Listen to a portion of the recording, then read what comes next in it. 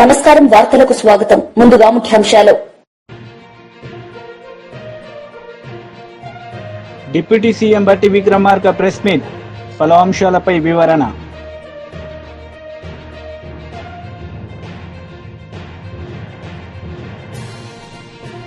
AP home minister Vangalapudi Anitha press meet, పలు అంశాలపై వివరణ.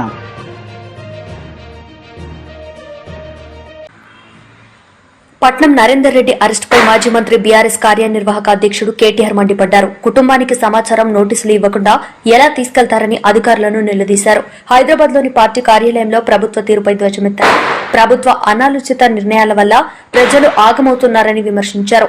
రైతుల ఆక్రందనలపై ముఖ్యమంత్రి రేవంత్ రెడ్డి వెంటనే స్పందించాలని డిమాండ్ చేశారు. సవితక్క, మంచిరెడ్డి కిషన్ రెడ్డి గారు వచ్చి అన్న మరి యూనిట్లు పోతున్నాయని కేసీఆర్ గారికి చెప్పారు.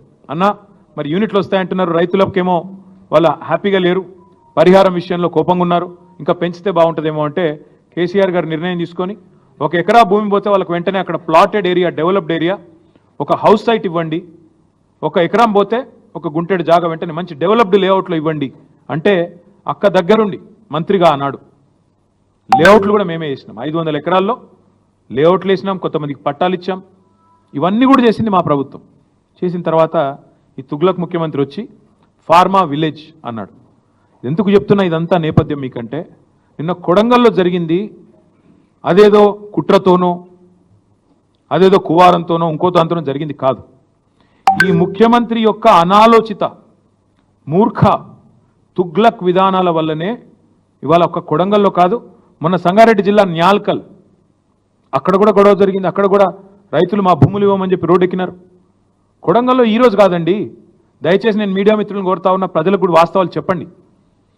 6-7 నెలల కిందట, ఇంకెక్కువ 8-9 నెలల కిందట ముఖ్యమంత్రి సోదరుడు తిరుపతి రెడ్డి, ఆయనకు ఒక ఫోన్ కాల్ వైరల్ అయింది, మీరు చూసే ఉంటారు, వినే ఉంటారు. ఏమని? ఒక రైతు ఫోన్ చేసి తిరుపతి రెడ్డి గారిని అడుగుతున్నాడు, మేము ఎందుకు ఇవ్వాలా మా భూములు, ఇవ్వకపోతే ఏం చేస్తుంది ప్రభుత్వం అని గట్టిగా అడిగితే, తన్ని తీసుకుంటాం ఆయన అన్నమాట, తన్ని తీసుకుంటాం నా కొడక అని మాట్లాడినాడు. ఉంది, వైరల్ ఉంది, ఆ వీడియో ఆడియో తీయండి, తప్పకుండా వినండి. అంటే ఇది 6-7-8 నెలల నుంచి నడుస్తున్న కథ, రగులుతోంది కొడంగల్. మధ్యలో రైతులు ఒక్కసారి కాదు, అన్ని పార్టీల దగ్గర పోయినారు. మా కాడికి కూడా వచ్చినారు, ఇక్కడనే నా దగ్గర కూడా వచ్చి నన్ను కూడా కలిశారు. తర్వాత బీజేపీ ఆఫీస్కి పోయినారు, అందరి దగ్గర పోయినారు, ముఖ్యమంత్రి గారిని కూడా కలిసినారు. కలిసి చెప్పినారు, సార్ ఇది మంచిది కాదు, విరమించుకోండి. మొత్తం లంబాడ రైతులు, అక్కడ గిరిజన రైతులు, గిరిపుత్రులు, వాళ్ళందరూ పోయి అడిగినారు.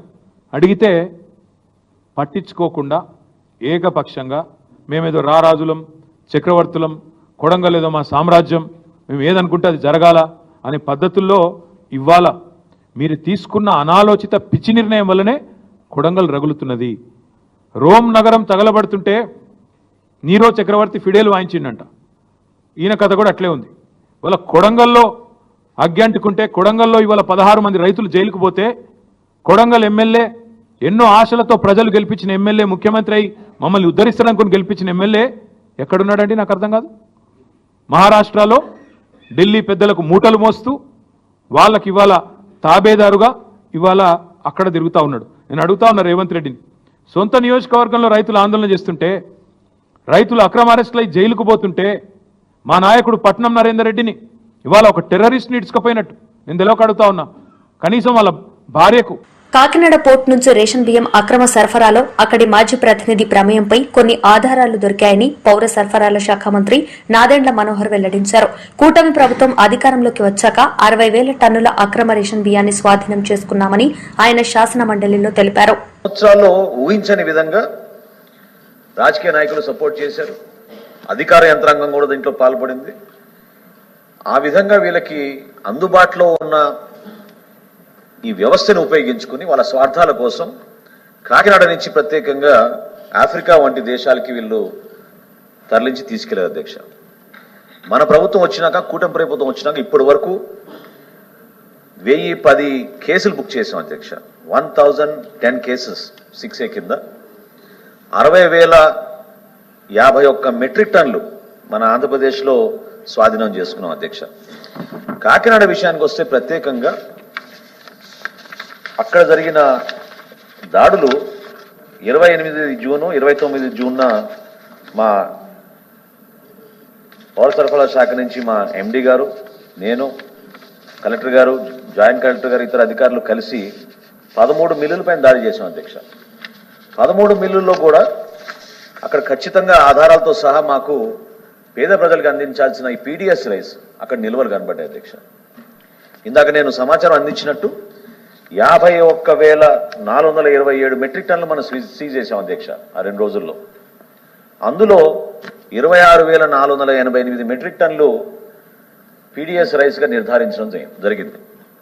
కొంతమంది ఇందులో ఈ 13 కంపెనీల్లో కొంతమంది గౌరవ హైకోర్టుని ఆశ్రయిస్తే డబ్ల్యూపీ వేసి హైకోర్టు ఆదేశాల మేరకు నాన్ పీడిఎస్ రైస్ని వాళ్ళని రిలీజ్ చేయమని చెప్పడం జరిగింది. కాకపోతే దానికి బ్యాంక్ గ్యారంటీ తీసుకోమని చెప్పడం జరిగింది అధ్యక్ష. సో ఈ 13 మంది ఎవరైతే బ్యాంక్ని ఆశ్రయించి కేసులు వేశారో 83,73,00,000 వాళ్ళు వెచ్చించి బ్యాంక్ గ్యారంటీ ద్వారా వాళ్ళకి నాన్ పీడిఎస్ రైస్ని మళ్ళీ తిరిగి ఇచ్చేయమని గౌరవ హైకోర్టు ఆదేశాల మేరకు ఆ ప్రక్రియ కొనసాగుతుంది అధ్యక్ష. అంతటితో ఆగలేదు అధ్యక్ష. గౌరవ సభ్యులు ఎంతో ఆవేదనతో చెప్పారు.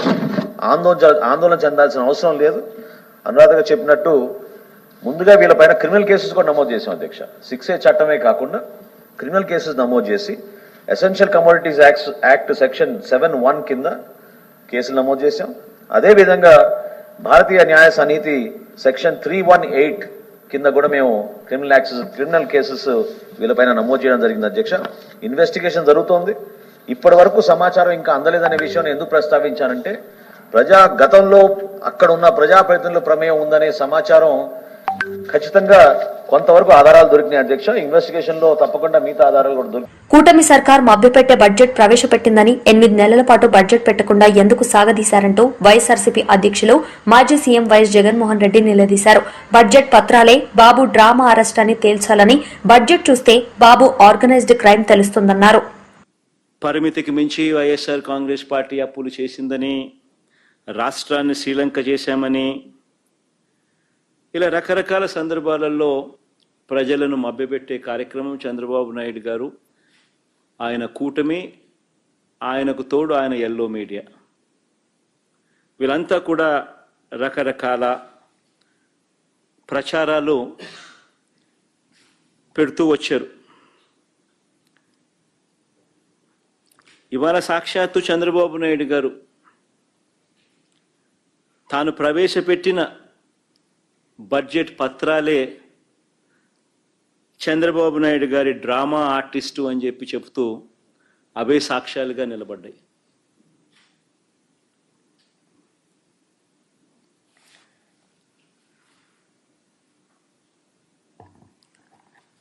చంద్రబాబు నాయుడు గారు తాను చెప్పిన అబద్ధాలు ఎలా ఉంటాయి అనంటే, ఆర్గనైజ్డ్ క్రైమ్ అనేది చంద్రబాబు నాయుడు ఎలా చేస్తాడు అన్నది నిజంగా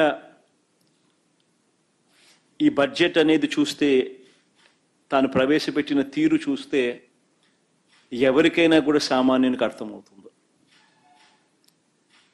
నిజంగా ఒక ఆర్గనైజ్డ్ క్రిమినల్ ఏ మాదిరిగా చేస్తాడు. కానీ ఆర్గనైజ్డ్ క్రైమ్లో భాగంగా ఎలా ఉంటుందనంటే, చంద్రబాబు ముందుగా తన చేతిలో ఉన్న తన ఎల్లో మీడియా ద్వారా పదే ఆర్గనైజ్డ్ క్రైమ్ ప్యాటర్న్ చెప్తా ఉన్నా ఎలా ఉంటుందనంటే, తన చేతిలో ఉన్న ఎల్లో మీడియాతో పదే అబద్ధాలు రాయిస్తారు. ఆ తర్వాత అదే విషయాన్ని ఇదే చంద్రబాబు పదే మాట్లాడుతూ పోతాడు. పనిలో పనిగా అంటే అప్పుల విషయంలో, ఆంధ్ర రాష్ట్రానికి సంబంధించిన అప్పుల విషయంలో ఆంధ్ర రాష్ట్రం శ్రీలంక అయిపోతుంది అని చెప్పి దుష్ప్రచారం చేస్తూ ఆర్గనైజ్డ్ క్రైమ్గా ఏ రకంగా వాళ్ళు తీసుకొని పోయారు అన్న విషయాన్ని నేను చెప్తా ఉన్నా. పదే తన చేతిలో ఉన్న ఎల్లో మీడియాతో అబద్ధాలు రాయిస్తారు. ఆ తర్వాత అదే విషయాన్ని పదే చంద్రబాబు మాట్లాడతారు. పనిలో పనిగా ఆ తర్వాత తన దత్తపుత్రుడితోనూ, తనకు సంబంధించిన ఇతర పార్టీలో ఉన్న తన వ్యక్తులతోనూ ఇవే విషయాలు మళ్ళీ పదే మాట్లాడిస్తారు. ట్వీట్లు పెడతారు, చివరకు దాన్ని ఒక అంతర్జాతీయ అంశంగా కూడా మారుస్తారు. ఇదంతా ఆర్గనైజ్డ్ క్రైమ్లో భాగంగా వీళ్ళంతా కూడా చేస్తారు. ఎందుకు ఈ విషయాలన్నీ కూడా చెప్తా ఉన్నాను అని అంటే, ఈ ఆర్గనైజ్డ్ క్రైమ్ అన్నది ఏ విధంగా జరిగింది అని చెప్పి మీ అందరికీ కూడా ఎక్స్ప్లెయిన్ చేయబోతా ఉన్నాను. AP home minister Vangalapudi Anitha media సమావేశం నిర్వహించారు. ఈ సందర్భంగా పలు అంశాలపై ఆమె మాట్లాడారు.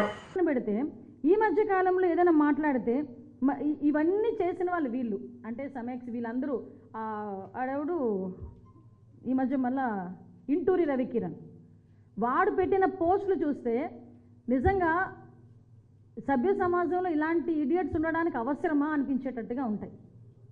అటువంటి వాడు ఆ బోరుగడ్డ అనిల్, ఎలాంటి వాళ్ళకి వీళ్ళు సపోర్ట్ చేస్తున్నారో ఒక్కసారి ఆలోచించండి. ఆ బోరుగడ్డ అనిల్ వీడియోని కొంచెం అవగాహన కలిగిన 5వ తరగతి పిల్లకు 6వ తరగతి పిల్లకు చూపించండి. వాడు మాట్లాడిన మాట కరెక్ట్ అని చెప్తే చెప్పండి, ఒక్కళ్ళతో చెప్పించండి. అలాంటోని వీళ్ళకి వెనకేసుకు రావటం, వీళ్ళు వీళ్ళేమో ఎన్హెచ్ఆర్సీకి పరిగెట్టడం, మళ్ళీ తిరిగి ఇక్కడ మాకు ఇలా జరిగిపోతుంది అలా జరిగిపోతుందని గగ్గోలు పెడతా ఉంటే ఈరోజు కోర్టు కూడా ముట్టింది. కోర్టు కూడా క్లియర్గానింది. ఎస్, ఆ రోజు వాళ్ళు కూడా బాధితులే, కోర్టులో ఉన్న సంబంధించిన వ్యక్తులు కూడా వాళ్ళు బాధితులే. జడ్జిని కుటుంబ సభ్యుల్ని కూడా నోటుకొచ్చినట్టు మాట్లాడిన సందర్భాన్ని కూడా వాళ్ళు కూడా గుర్తు చేసుకున్నారు. ఇలాంటి ఈడియట్స్ గురించి ఇంతలా మాట్లాడడం ఒక ఎత్తు, వీళ్ళు మళ్ళా బయటకు వచ్చి ఆడపిల్లలకు అన్యాయం జరిగిపోతుంది, లా అండ్ ఆర్డర్ ఇబ్బంది పడిపోతున్నాము, ఆడపిల్లల విషయంలో ఎలా జరిగిపోతుంది అలా జరిగిపోతుందని శవాల దగ్గర గద్దల్లాగా ఎక్కడైనా ఏదైనా జరిగితే పాపం అది ఎందుకు జరిగింది ఎలా జరిగిందని తెలుసుకోకుండా అడగలు కూర్చుంటున్నారు. రీసెంట్గా తిరుపతిలోని ఒక సంఘటన జరిగింది. ఒక 8వ తరగతి చదువుతున్న ఆడపిల్ల మీద అత్యాచార యత్నం జరిగిందని బయటకు ఏదో ఒక రకంగా ఒకటి వచ్చింది, అంతేనండి, వెళ్ళిపోయారు. అసలు ఏం జరిగింది, అమ్మాయి నిజంగా జరిగిందా, ఏం జరిగింది అన్నది ఏమీ లేదు. చక్కగా వెళ్ళిపోయాడు. Chevireddy Bhaskar Reddy and co batch వెళ్ళింది. వెళ్ళి ఏం చేశారు, అక్కడ ఏమీ జరగలేదన్న సంగతి తెలిసి గగ్గోలు పెట్టారు. దానికి ట్విట్టర్లో ఎక్స్లోని కొంతమంది పోస్టులు, జగన్మోహన్ రెడ్డి గారు బయటకు వచ్చి మాట్లాడాలు, ఇంకొక మాజీ మంత్రి ఆవిడొచ్చి మాట్లాడాలు, ఇవన్నీ మాట్లాడడం జరిగింది. ఆఖరికి ఏంటి, మేము బయట పెట్టాలంటే అమ్మాయి చిన్నపిల్ల 18 years లోపు, అక్కడ ఏమీ జరగలేదని డాక్టర్స్ కూడా సర్టిఫై చేశారు. ఆ సర్టిఫికేట్ మేము బయట పెట్టాలంటే 5 నిమిషాల పని, కానీ మేము బయట పెట్టాము. ఎందుకు అంటే ఆ అమ్మాయి చిన్నపిల్ల, పోక్సో చట్టం ప్రకారం అలాంటి బయట పెట్టకూడదు కాబట్టి యాజ్ పర్ లా మేము పెట్టట్లేదు. బట్ ఎవరైతే ఈ సబ్జెక్ట్ని ఎవరైతే న్యూస్లోని చాలా స్ప్రెడ్ చేశారో వాళ్ళందరి మీద కూడా కేసులు ఫైల్ చేస్తాం. ఈరోజు పొంగనూరు ఇష్యూ నడిచింది. ఆ రోజు చిన్నపిల్లని ఎవరు అత్యాచారం చేయలేదు, చంపడం అయితే వాస్తవం, 48 గంటల్లో పట్టుకున్నాం. ఆ చంపిన పిల్లని రేప్ చేసి చంపేశారని చెప్పేసి సాక్షి మీడియాలో ప్రచారం చేస్తే మేం గట్టిగా మాట్లాడితే ఆ వీడియోనేమో మీరు మళ్ళీ డిలీట్ చేయించుకుంటారు. అయినా మేము వదలం, వాటి మీద కూడా కేసులు పెడతాం. ఎందుకంటే తప్పుడు ప్రచారాలు చెయ్యటం కూడా చాలా పొరపాటే. నేనేమంటానంటే ఈరోజు ఇందాకే మనకి జరిగింది అంటే ఎక్కడ ఏం జరిగినా మేము వెళ్తాం అన్నారు. ఒక్కటి క్లియర్గా అడుగుతున్నా వీళ్ళని, ఈరోజే మంత్రాలయం నియోజకవర్గంలో కొసిగి మండలం కడదొడ్డి వైసీపీ సర్పంచ్ మీద ఈరోజు పోక్సో యాక్ట్ కేసు నమోదైంది.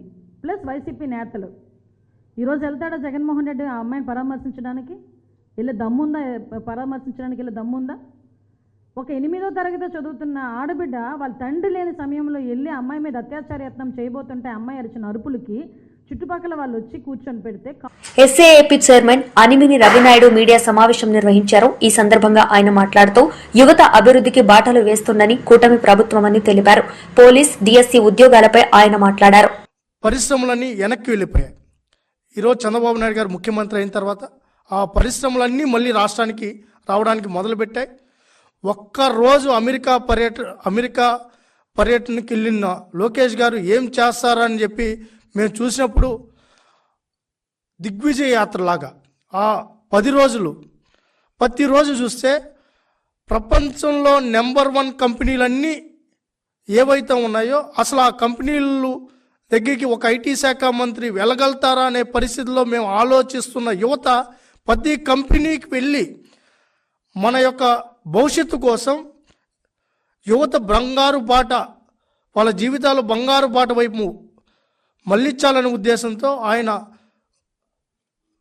అన్ని కంపెనీల దగ్గర వెళ్ళి రిక్వెస్ట్ చేయడంతో పాటు ఆ కంపెనీలన్నీ ఈ రాష్ట్రం వైపు వచ్చేలాగా చొరవ తీసుకునే విధంగా లోకేష్ గారు ప్రయత్నం చేశారు. ఆయనకి హ్యాట్స్ ఆఫ్ చెప్తున్నాం, ఆయనకి కృతజ్ఞతలు చెప్తున్నాం. మా కోసం, మా భవిష్యత్తు కోసం, యువత భవిష్యత్తు కోసం, విద్యార్థుల భవిష్యత్తు కోసం ఆయన పడిన శ్రమ వర్ణనారహితం. గతంలో ఐటీ శాఖ మంత్రిగా పనిచేసిన వాళ్ళు కోడిగుడ్డు కథలు చెప్పుకున్నారు. చలుంది, మేము వెళ్ళలేం, మా దగ్గర దుప్పట్లు కప్పుకోలేం, ఫ్లైట్లో మేము వెళ్ళాలంటే మాకు ఇబ్బంది ఉంది, అందుకే మేము వెళ్ళలేదని చెప్పి అనేక ఊకదంపుడు ఉపన్యాసాలు ఇచ్చారు. కానీ లోకేష్ గారు బాధ్యతలు తీసుకున్న ఈ నెలలోనే మొన్న బాంబేకి తెల్లాతో వెళ్ళి సాయంత్రం కంతా 65,000 కోట్లు పెట్టుబడులకు సంబంధించి రిలయన్స్ కంపెనీతో డిస్కషన్ చేసి చేసుకున్న వెంటనే ఆ కంపెనీ మళ్ళీ నిన్నటికి నిన్న ఇక్కడికి వచ్చి ఎంఓఈ చేసుకున్నారంటే లోకేష్ గారి పట్టుదల కృషిని మేము అభినందించక ఏం చేయాలి? మా కోసం పరితపిస్తున్నారు లోకేష్ గారు, మా కోసం పరితపిస్తున్నారు ఈ రాష్ట్ర ముఖ్యమంత్రి వారు. నిరంతరం ఈ రాష్ట్రంలో ఆ రోజు యువకులంలో ఇచ్చిన మాట కోసం 20 లక్షల ఉద్యోగాలను యువతకు కల్పించాలని చెప్పి ఆ రోజు ఏదైతే మాట ఇచ్చారో ఆ మాట కోసం నిరంతరం శ్రమిస్తున్న లోకేష్ గారికి హ్యాట్స్ ఆఫ్ చెప్తున్నాం. ఈరోజు అదేవిధంగా ముఖ్యమంత్రిగా బాధ్యతలు తీసుకున్న నుంచి జెట్ స్పీడ్తో పరిశ్రమల్ని ఈ రాష్ట్రం వైపు తీసుకుని వస్తున్న చంద్రబాబు నాయుడు గారికి కూడా కృతజ్ఞతలు తెలియజేసుకున్నాం. ఇప్పటికే అనేక పరిశ్రమలు ఈ రాష్ట్రం వైపు మొగ్గు చూపించాయి. అదేవిధంగా శ్రీసిటీలో 900 కోట్ల పైన పెట్టుబడులకు సంబంధించి శంకుస్థాపన కూడా చేయడం జరిగింది. అదేవిధంగా మరొక 1,300 కోట్లకు సంబంధించిన ఎంఓయూలు కూడా జరిగాయి. అంటే 4,000 మందికి ఉపాధి కలిగించే పరిశ్రమలను శ్రీసిటీకి తీసుకొని రావడం జరుగుతుంది. అదేవిధంగా విశాఖపట్నం కానీ, అమరావతి ప్రాంతంలో కానీ, తిరుపతి ప్రాంతంలో కానీ ఈరోజు అనేక పరిశ్రమలతో చర్చలు జరుపుతున్నారు. ఆ పరిశ్రమలన్నీ ఈ రాష్ట్రం వైపు వచ్చేలాగా, యువతకు భవిష్యత్తు కల్పించేలాగా పరిశ్రమలన్నీ మామూలుగా ఏ పరిశ్రమ అయినా ఇక్కడ పెట్టుబడి పెట్టాలంటే వాళ్ళు ఒక అన్యాయాన్ని ఎదిరిస్తే నా గొడవకు సంతృప్తి, అన్యాయం అంతరిస్తే నా గొడవకు ముక్తి ప్రాప్తి. అన్యాయాన్ని ఎదిరించిన వాడే నాకు ఆరాధ్యుడని ప్రకటించిన ప్రజాకవి కాళోజీ నారాయణరావు నిత్య స్మరణీయులని ముఖ్యమంత్రి రేవంత్ రెడ్డి కొనియాడారు. కాళోజీ నారాయణరావు వర్ధంతిని పురస్కరించుకుని ఢిల్లీలోని అధికారిక నివాసంలో కాళోజీ చిత్రపటానికి ముఖ్యమంత్రి పుష్పాంజలి ఘటించారు.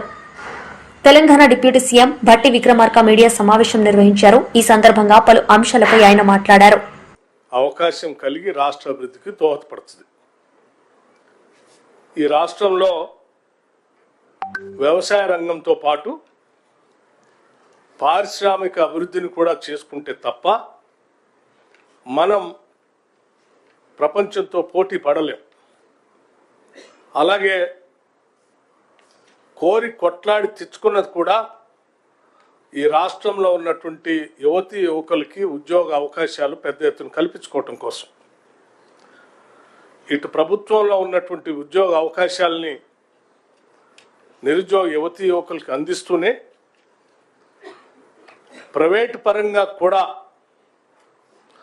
పరిశ్రమలను పెద్ద ఎత్తున తీసుకొని వచ్చి రాష్ట్ర అభివృద్ధికి దోహదపడుతూ నిరుద్యోగ యువతీ యువకులకి ఉద్యోగ అవకాశాలు కూడా కల్పించడం అనేదే ప్రధాన లక్ష్యంగా ముందుకు పోతే ఈ రాష్ట్రం మనం అనుకున్న కలలు నెరవేరుతాయని ప్రగాఢంగా ఇందిరమ్మ ప్రభుత్వం, ప్రజాప్రభుత్వం నమ్ముతా ఉంది.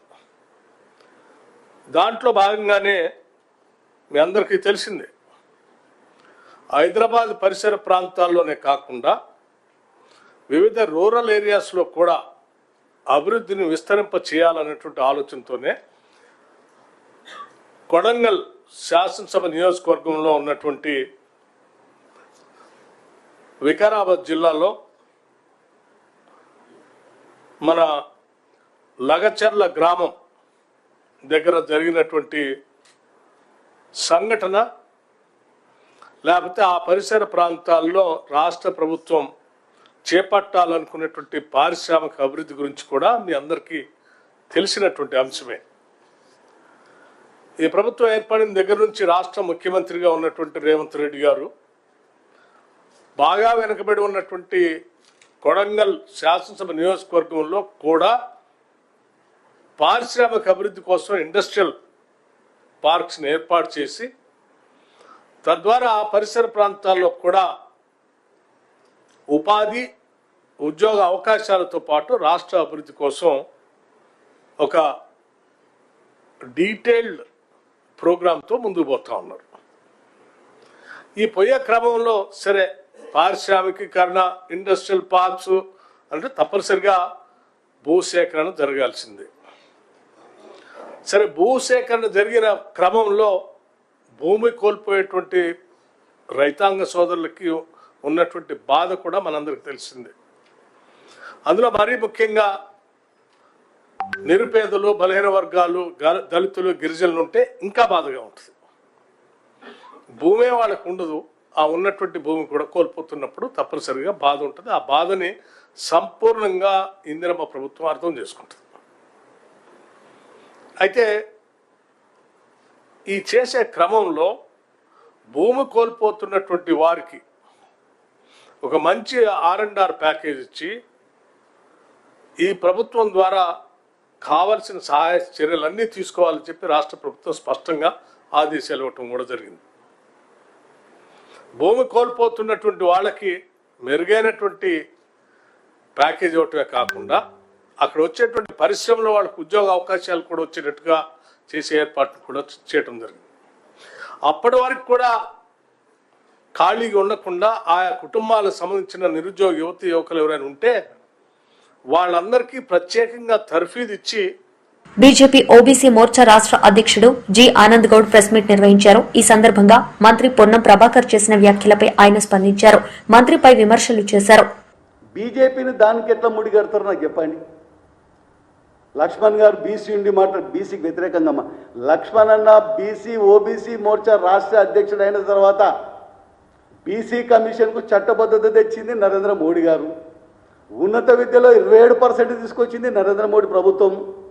పిఎం విశ్వకర్మ ద్వారా ఇలా అనేక 16 కులాలకు వివిధ రకాల వాళ్ళకు శిక్షణ ఇచ్చి వాళ్ళకు బ్యాంకుల ద్వారా రుణాలు ఇప్పించి ఇప్పటికే దేశంలో అనేక మందికి కుల వృత్తుల వరకు ఆర్థికంగా సాయం చేసి వాళ్ళు ఆర్థికంగా బలపడాలని చెప్పి ముందుకు తీసుకుపోతున్నది బీజేపీ పార్టీ. మళ్ళీ అంటాడు కిషన్ రెడ్డిని బీసీని తీసేసి కిషన్ రెడ్డిని ఎట్లా అధ్యక్షం చేసినట్టే. మీరెవరు పార్టీ విషయాలు అడగడానికి? మీరు ఇది తెలుసుకుంటలేరు. ఒక బీసీ అధ్యక్షుడిని తీసేసి ఓసీ అధ్యక్షుని పెట్టి కిషన్ రెడ్డిని పెట్టి బీజేపీ పార్టీ ఈ రాష్ట్రంలో బీసీ ముఖ్యమంత్రిని చేస్తాము, కిషన్ రెడ్డి అధ్యక్షుడిగా ఉన్న మేము అధికారంలోకి వస్తే బీసీ ముఖ్యమంత్రిని చేస్తారని ధైర్యంగా ప్రకటించిన పార్టీ బీజేపీ పార్టీ. అంతా కూడా తెలివి లేకపోతే ఎట్లా?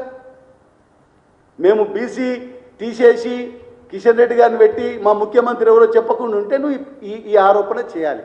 ఏమని కిషన్ రెడ్డి గారిని పెట్టిర్రు, మీరు ఎట్లా పెట్టిర్రు బీసీ? మేము అధ్యక్షుడిని పెట్టి కిషన్ రెడ్డి గారిని బీసీ ముఖ్యమంత్రి ప్రకటించినాము. అంటే రేపు పార్టీ గెలిస్తే మేము బీసీనే ముఖ్యమంత్రి చేస్తామని ప్రకటించినాం. మరి అది తెలుసుకోవాలి కదా నువ్వు. లక్ష్మణ్ నిన్ను ఇప్పుడు మేము రేవంత్ రెడ్డిని ఎందుకు పెట్టినాము, పొన్నం ప్రభాకర్నే పెట్టాలి, లేకపోతే అవన్నీ మీకు అవసరం లేదుగా. పార్టీ ఆర్గనైజేషన్ ఇవాళ బీసీలకు ఏ ప్రభుత్వం ఏం చేస్తుంది? మీరు ఇన్ని సంవత్సరాలలో మీరు బీసీలకు ఏం చేసిండ్రో చర్చించండి, చర్చకు రండి. మేము ఇంత చేసినాం. నెహ్రూ నుంచి ఇందిరాగాంధీ, రాజీవ్ గాంధీ తర్వాత మన్మోహన్ సింగ్. ఈరోజు రాష్ట్రాలల్లో ఏ రాష్ట్రాలల్లో మీరు ఆదర్శంగా ఈ బీసీల పట్ల మీరు ఏం మేలు చేసారో మీరు ప్రకటన చేయండి. ఈ అంత డ్రామా ఎందుకు? మేము చెప్తున్నాం. ఇవాళ ఎంపీలు మాకు మా పార్టీ నుంచి 74 మంది ఎంపీలు ఉన్నారు పార్లమెంట్లో, రాజ్యసభలో 30 మంది ఉన్నారు, ఎమ్మెల్యేలు 368 మంది బీసీలు ఉన్నారు, ఎమ్మెల్సీలు 62 మంది ఉన్నారు. మాకున్న 240 మందిలో 74 మంది బీసీలు ఉన్నారు. మంత్రివర్గంలో 27 మంది ఉన్నారు. నువ్వు కార్పొరేషన్లో ప్రకటించినవు. అసలు బుద్ధి ఉంటే నువ్వు బీసీ గురించి మాట్లాడే పొన్నం ప్రభాకర్, నువ్వు మంత్రిగా కొట్లాడి కార్పొరేషన్లో ఎంతమందికి ఇప్పించుకున్నావో చెప్పు. నీకంత ధైర్యం ఉందా? ఎక్కువ మాట్లాడితే మీ ముఖ్యమంత్రి కటింగ్లో పెడతాడు. ముఖ్యమంత్రికి అనుకూలంగా తిరిగే మంత్రిత్వ శాఖనే మీది. బీసీలకు న్యాయం చేసే మంత్రిత్వ శాఖలో మీరు లేరు. ఏందంటే మీ ఉనికిని సాటుకోవడానికి ఎవరైనా మాట్లాడితే మీకు బీసీల పట్ల చిత్తశుద్ధి ఉంటే, నేను ఒక్కటి చెప్తున్నా, ఇవాళ వికారాబాద్ జిల్లా లగచర్ల ఘటనలో నిందితులు ఎంత పెద్దవారైనా అరెస్టు చేయక తప్పదని మంత్రి కోమటిరెడ్డి వెంకటరెడ్డి స్పష్టం చేశారు. రౌడీలను పెంచి పోషించి కలెక్టర్పై దాడికి దిగారని మంత్రి ఆరోపించారు. దాడులకు దిగిన వారికి మద్దతిస్తామని బీఆర్ఎస్ నేతలు చెబుతున్నారన్నారు. ఘటనపై కేసీఆర్ బేషరతుగా క్షమాపణ చెప్పాలని మంత్రి కోమటిరెడ్డి వెంకటరెడ్డి డిమాండ్ చేశారు. గతంలో ఎస్సీల భూములు లాక్కుంటే ఈ తరహా దాడులు జరగలేదన్నారు. మనీ లాండరింగ్ పై గవర్నర్ అనుమతి ఇస్తే నిందితులు అరెస్టు కావాల్సిందేనని మంత్రి తెలిపారు. అరెస్ట్ అయితే యోగా చేస్తా, బయటకు వచ్చాక పాదయాత్ర చేస్తానని కేటీఆర్ చెప్పారన్నారు. కేటీఆర్ తో మాట్లాడినట్టు ఫోన్ రికార్డు ఉంది. సమగ్రంగా విచారణ జరుగుతుంది కాబట్టి దాని మీద మొత్తం చెప్పు. ఎంక్వైరీ రిపోర్ట్ వచ్చిన తర్వాత ఎంత పెద్దోడు ఉన్నా లోపలికి పోవాల్సిందే. ఎందుకంటే కలెక్టర్కే భద్రత లేనప్పుడు, భద్రత అంటే వరి తెగించి ప్లాన్ చేసి రౌడీ షీటర్ని రేప్ కేసు ఉన్నోని తీసుకొచ్చి ఆయన ఒక టీఆర్ఎస్ లీడరు అటువంటి బ్యాచ్ని పెట్టి దాడి చేయించింది. సభ్య సమాజం ఈరోజు ఆఫీసర్లే కాదు అందరూ కూడా పరిశాన్ అవుతున్నారు. అక్కడ పరిశ్రమ రాలే, అక్కడ వస్తే కలెక్టర్ నాకు వ్యక్తిగతంగా ఇక్కడ హైదరాబాద్ రంగారెడ్డి జాయింట్ కలెక్టర్ ఉండే, భద్రాద్రిలో పిఓ ఐటీడీఏ ఉండే, నక్సలైట్ ఏరియాకి పోయి కూడా బార్డర్లో ఛత్తీస్గఢ్ బార్డర్లో పోయి మామూలు గిరిజనులకు సేవ చేసేవాడు. నక్సలైట్ల భయానికి ఎవరు ఆఫీసర్లు పోకపోతున్నాయి. ఈయన పిఓ ఐటీడీగా నేను ఇన్ఛార్జ్ మినిస్టర్ ఖమ్మం. అలాంటి ఆఫీసర్ మీద ప్రజల కోసం ఇలా రైతులు రమ్మన్నారని చెప్పి పోలీస్ బందోబస్తు లేకుండా పోతుండే ఇట్లా దాడి చేపించడం మంచిదే. నా కేటీఆర్ నువ్వు ఒకసారి ఆలోచించుకో, నువ్వు ఏం చేస్తున్నావు?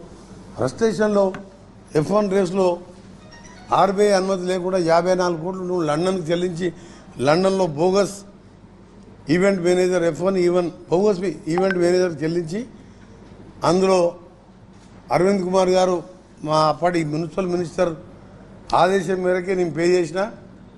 నాదేం లేదని నేను అప్రూవర్గా మారిపోయి దాని రూపాయలని పౌండ్స్లో మార్చి ఆర్బీఐ పర్మిషన్ లేకుండా,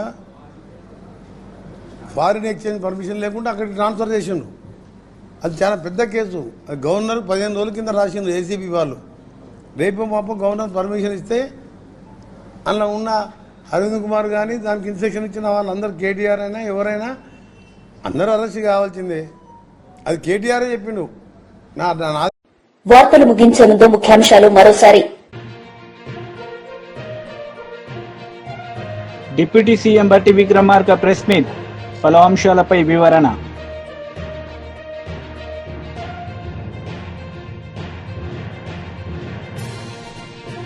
AP home minister Vangalapudi Anitha press meet, పలు అంశాలపై వివరణ. ఈ వార్తలు ఇంతటితో సమాప్తం. తిరిగి ప్రసారమయ్యే వార్తల్లో మళ్లీ కలుద్దాం. అంతవరకు సెలవు. నమస్తే.